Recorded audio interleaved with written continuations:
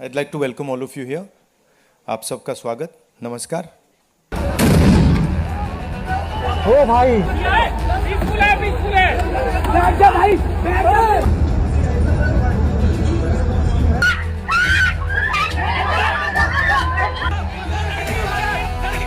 वो बेहोश पेशेंट के ऊपर चढ़ के गए, उन्हें डंडा मारा मेरी आंखों के सामने। और अब हम डॉक्टर्स हैं, हम शांति से हेल्प करने आए थे, हम नारे भी नहीं लगा रहे थे। उन्होंने बोला तुम्हें बुलाया किसने, डंडे मारे उन्होंने हमें। बंदूक से फायर किया गया और इसके शरीर में जो आपको दिख रहे हैं ये बंदूक के छर्रे हैं।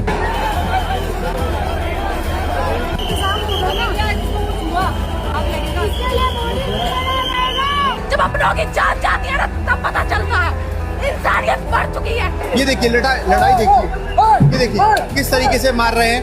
ये लाठी चार्ज देख सकते हैं आप यहाँ पर।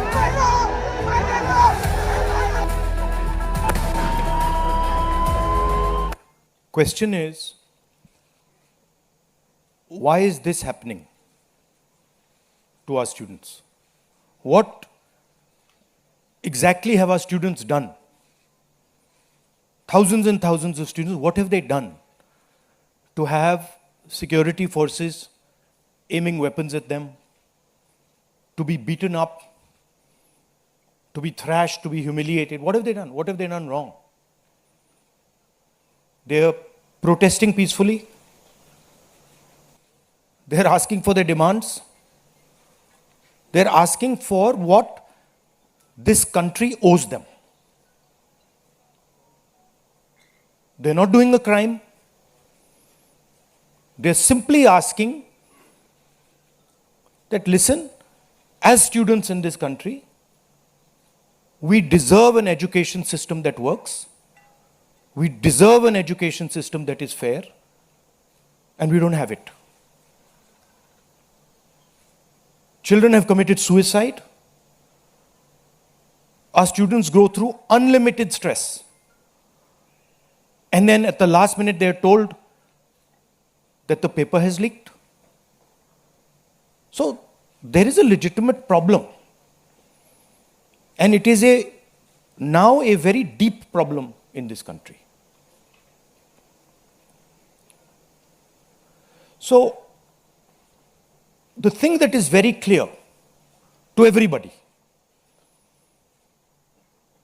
is that our education system, which was known to be one of the best education systems in the world, is today a rigged system. I don't say this lightly. Thousands of students who are running around outside are not saying this lightly. What is the proof? It's a superficial proof because we don't actually know the exact number. But what we do know is that 152 paper leaks have taken place over the last decade. If you do the math,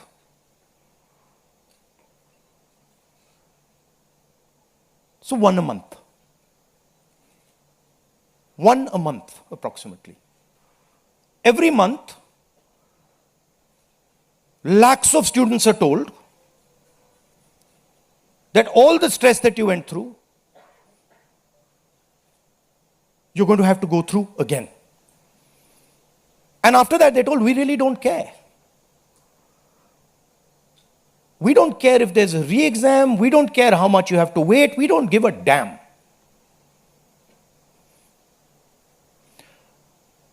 $7.5 crore students and their families are affected by this. These are middle class and poor families. They put their hard-earned money into this. And then they're literally spat on. And the best part of this is zero convictions. In the last 10 years, 152 leaks have taken place and zero convictions. Zero. So somebody is or a group of people are destroying our education system, India's most valuable asset, destroying the lives of our students, and what does the government do? Zero convictions. So this is the first reason, an absolutely legitimate reason,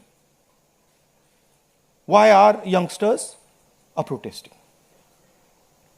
Thing doesn't stop here. It goes further. It's not just that the system is rigged. It's that the system is unaffordable. And this is a statistic that every youngster knows. But somehow, the government of India doesn't. One exam costs the families who take this exam the same amount of money as our entire education budget. So please think, the government of India, after collecting all the taxes, spends money on the future of our children. That money goes into something called the education budget. It is 1.4 lakh crores. At the same time, every year, 1.32 lakh crore, similar amount, is spent by the families who have taken the NEET exam. So please understand the scale of this thing. This is pure theft from these families. There's nothing else. And then after you steal from them, you tell them that there's a paper leak, the thing is rigged. So this is the second reason, and legitimate reason, why our youngsters are outside. But there's a more fundamental reason. And that reason is this: that even after you have an education, you become a doctor, you become a lawyer, you become, you learn something, you're suddenly told that the doors that should be open to you, what your country and your government owes you, a livelihood, a job, is closed. So, manufacturing is closed. Look around you, you'll see there are only Chinese products. Entrepreneurship is closed. Take a look at who gets the money from the banks. 2 or 3 large companies get all the money from the banks. So a young person who wants to be an entrepreneur cannot. Corporate job, AI is destroying it. The IT sector, public sector has been privatized. So what is the choice? The only choice they have is a sarkari job. So you give them one door, you close all the doors, then you rig that system and make it unbelievably expensive. And then you expect they won't be outside. Which world are you living in? So we are 100% in agreement with what every single student is feeling, what every single student is doing. And there must be some consequences to what has been done some days ago. It is not their fault. And so they have some demands. What are their demands? The first demand, completely legitimate demand, is that Mr. Dharmendra Pradhan, who has failed as an education minister, who is known to be corrupt, should be relieved of his duties. 100% legitimate demand. Nothing wrong with it. He has shown India and the world that he is incapable of running this system. exam leaks are happening one after the other. So this is a completely legitimate demand. Second demand, every single person who raised a finger on our students, and it doesn't matter who he is, the people who ordered it and the people who executed it should be made accountable. And the third thing is that the man who is running this entire system, the man who is finally accountable to all this, should have the decency to apologize to the students for what has happened. These are not complicated things, these are not difficult things. This gentleman, Mr. Dharmendra Pradhan, has literally destroyed India's biggest asset. What used to be called our success, what used to be called the best thing India has, our education system, has been wiped out. And so we fully support these demands, and we fully support every single student who is on the streets. Thank you. अब कुछ सवाल जवाब हिंदी में कर दूं?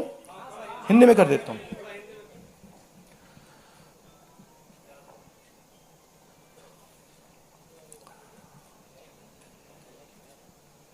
कुछ दिनों से देश के स्टूडेंट्स एजिटेशन कर रहे हैं, गुस्से में हैं, पीसफुल प्रोटेस्ट कर रहे हैं. इसके कारण है, पहला कारण, जो हमारा एजुकेशन सिस्टम है, जो पूरी दुनिया में मशहूर हुआ करता था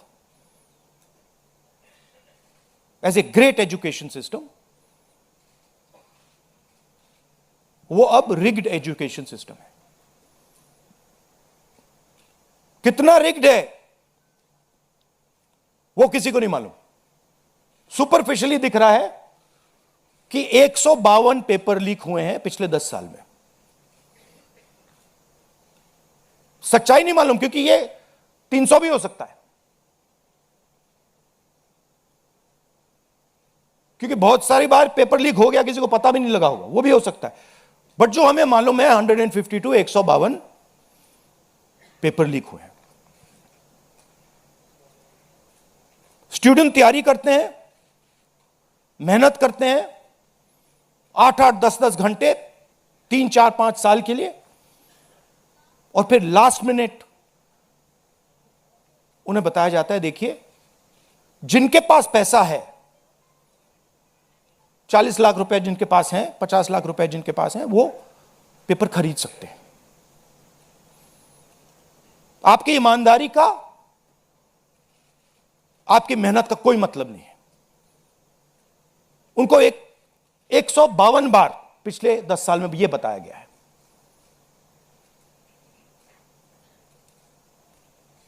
$7.5 करोड़ परिवारों को, स्टूडेंट्स और परिवारों को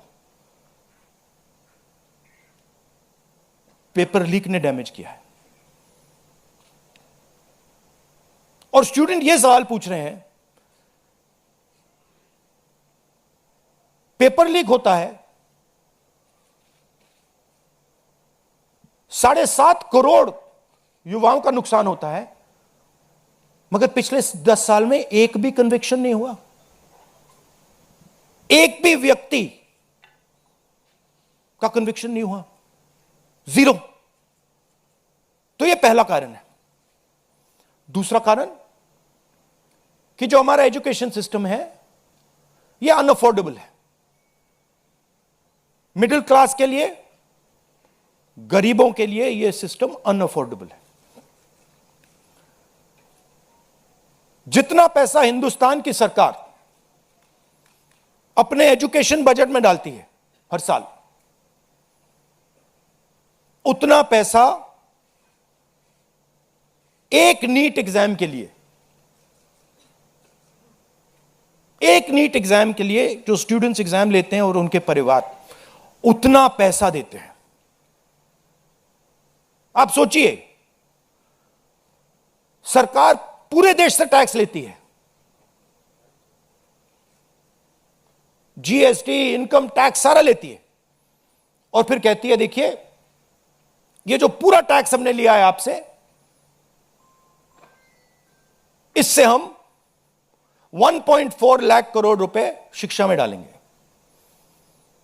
और फिर हिंदुस्तान का एजुकेशन सिस्टम कहता है इन परिवारों से कि आपसे हम 1.32 लाख करोड़ रुपए सिर्फ नीट एग्जाम लेने के लिए लेंगे।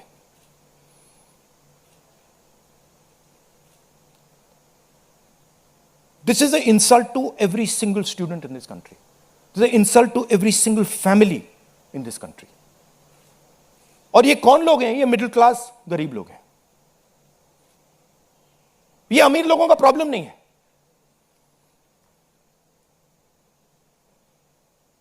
ये कॉर्पोरेट हाउसेस का, अदानी अंबानी का प्रॉब्लम नहीं है। ये मिडिल क्लास और गरीबों का प्रॉब्लम है। तो ये है दूसरा कारण। और तीसरा सबसे बड़ा कारण, एजुकेशन के बाद जो होना चाहिए, आप इंजीनियर बन गए, डॉक्टर बन गए, लॉयर बन गए, उसके बाद देश की कमिटमेंट होनी चाहिए कि हम आपको जॉब देंगे, रोजगार देंगे, फ्यूचर देंगे। देश का यही मतलब होता है। देश का मतलब होता है कि हम आपको फ्यूचर देंगे, हम आपको एजुकेशन देंगे, हम आपको हेल्थ केयर देंगे। यह फाउंडेशन होता है देश का।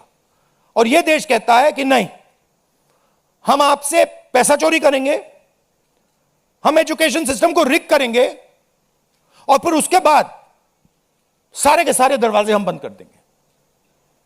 एक ही दरवाजा आपके लिए खुला होगा, सरकारी नौकरी, वो भी रिग्ड है। उसमें भी जिसकी जान पहचान है वो घुसेगा, जिसके पास 40 लाख रुपए है वो घुसेगा।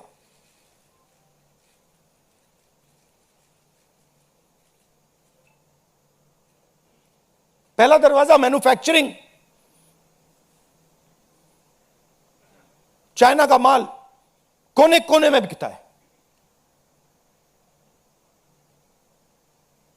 हिंदुस्तान की मैन्युफैक्चरिंग बैकबोन खत्म है, स्मॉल एंड मीडियम इंडस्ट्रीज खत्म है। पहला दरवाजा बंद। दूसरा दरवाजा एंटरप्रेन्योरशिप का।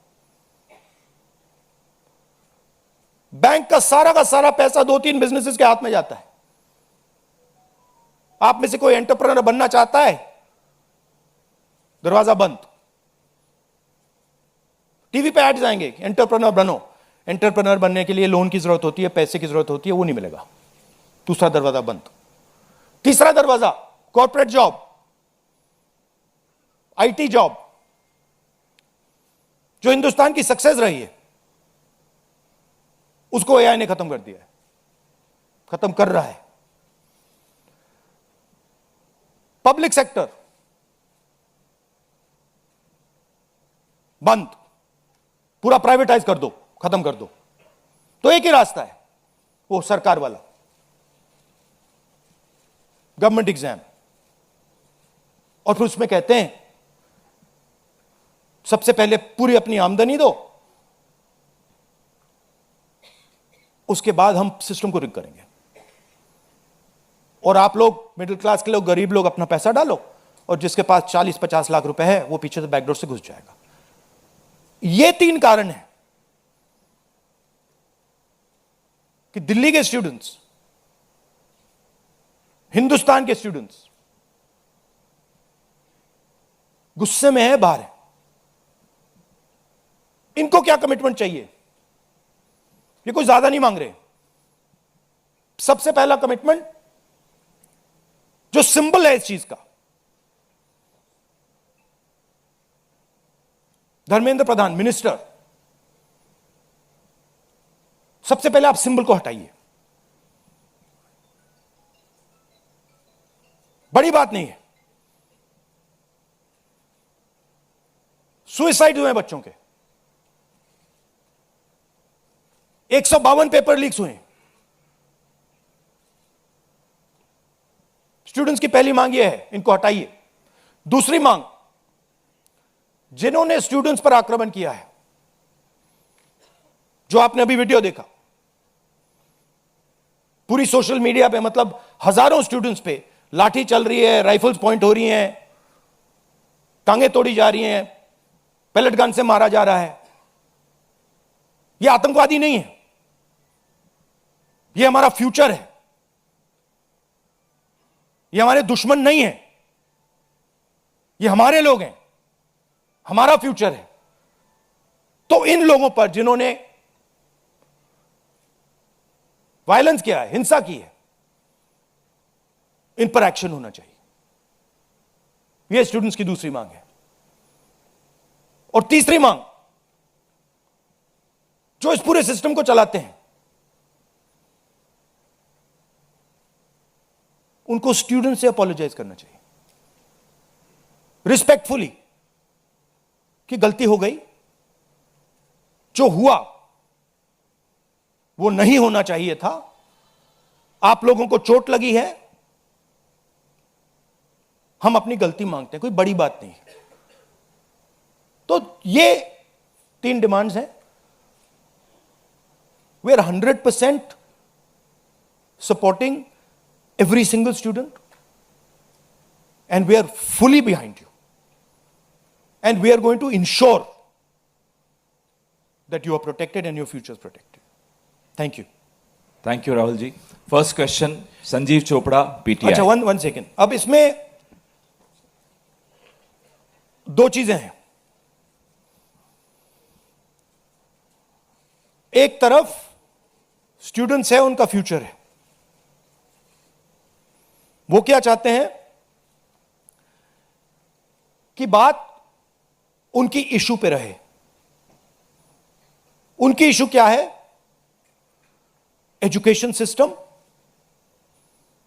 पेपर लीक, ये जो हुआ, इनको जो मारा गया, ये चाहते हैं कि शिक्षा पर, पेपर लीक पर, वायलेंस पर पूरे देश का फोकस रहे। मैं भी चाहता हूं और पूरा ऑपोजिशन चाहता है कि फोकस यहां रहे और इसके बारे में कुछ किया जाए, एजुकेशन सिस्टम को बदला जाए। और ये जो 3 डिमांड्स है स्टूडेंट्स की, दिल की डिमांड्स हैं, जो उनको चोट लगी हैं, उस आवाज से ये बोल रहे हैं, ये हमारे लिए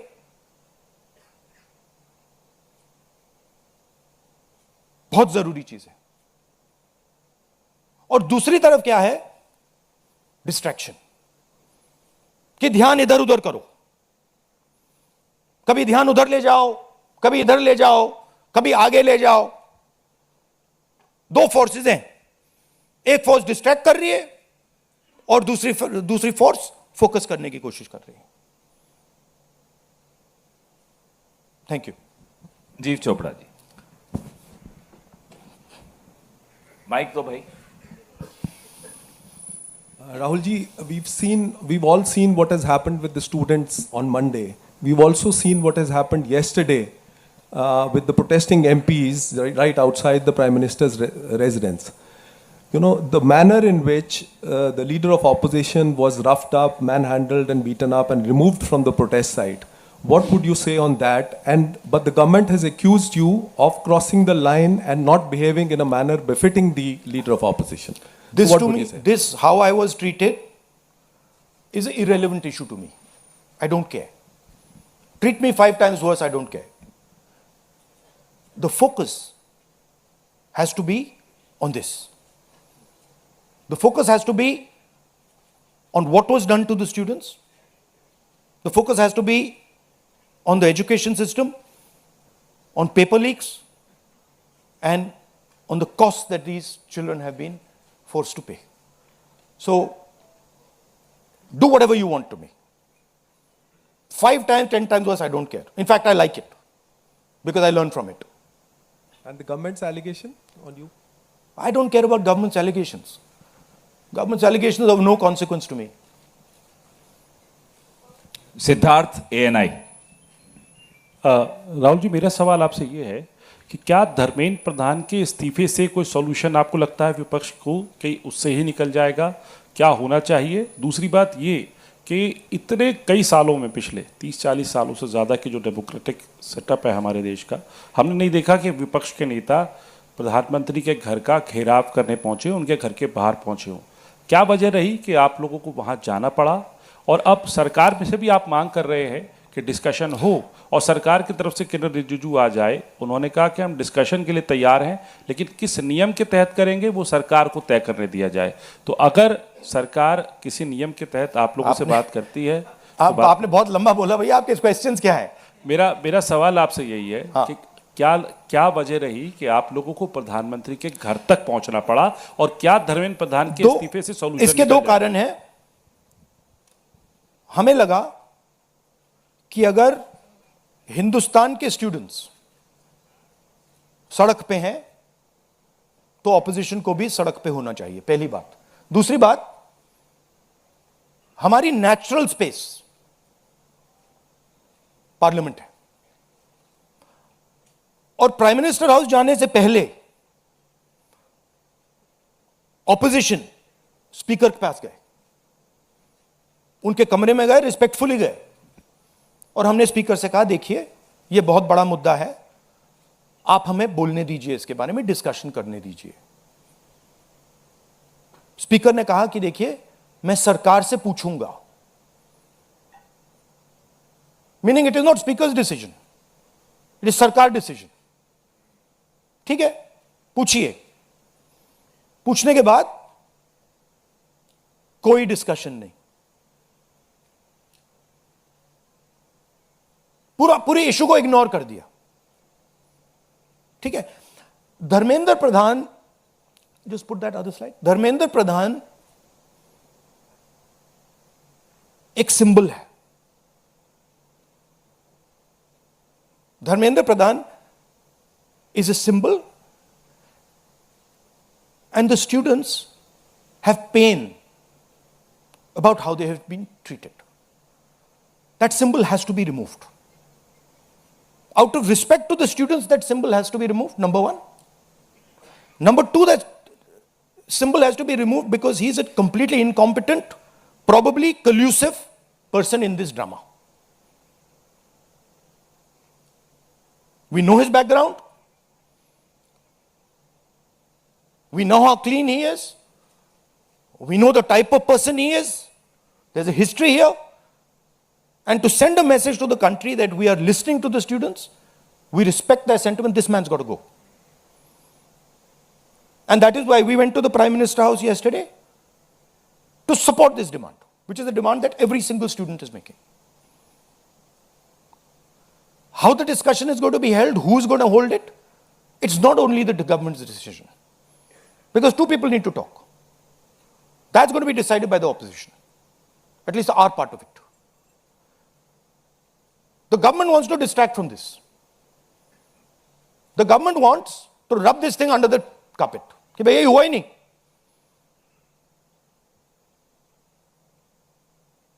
और हम चाहते हैं कि ये सेंट्रल इशू है और ये सेंट्रल इशू पर रेजोल्यूशन आए. प्रधान जाए, Prime Minister apologizes. Everyone who assaulted students is the first step. Then we want to see changes being made to the testing system.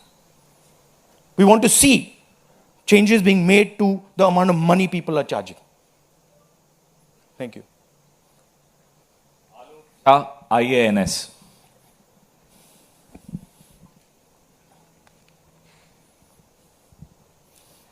Sir मेरे दो सवाल हैं. पहला सवाल ये कि जितेंद्र सिंह जब आपसे मिलने आए थे, जब आप प्राइम मिनिस्टर के घर के आगे धरना दे रहे थे, तो उसके बाद उन्होंने कहा कि राहुल गांधी अपने बात पे अडिग नहीं है, बार बार वो चेंज कर रहे हैं, गोल पोस्ट चेंज कर रहे हैं.